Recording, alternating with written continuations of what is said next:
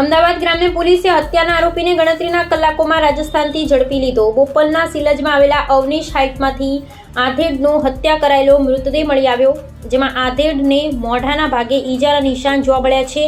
ત્યારે પૈસા બાબતે ભત્રીજાએ આધેડ ફુવાની હત્યા કરી હોવાનું સામે આવ્યું છે।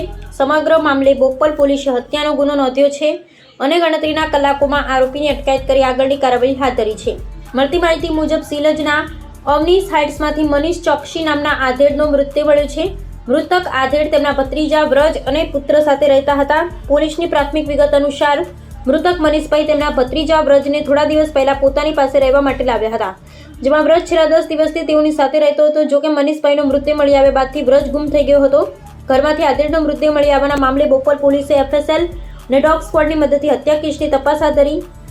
પોલીસે જણાવ્યું હતું કે મૃતક ફુવાનો મૃતદેહ મળી આવ્યા બાદ ભત્રીજો વ્રજ દેખાયો ન હતો અને તેનો સંપર્ક પણ થઈ શકતો ન હતો। પોલીસે વધુ તપાસ કરતા વ્રજ હત્યા બાદ 5 લાખ લઈને ફરાર થયા હોવાનું જણાવ્યું હતું। સમગ્ર મામલે પોલીસે આરોપી વ્રજની ઉદયપુરથી અટકાયત કરી કાયદેસરની કાર્યવાહી હાથ ધરી છે।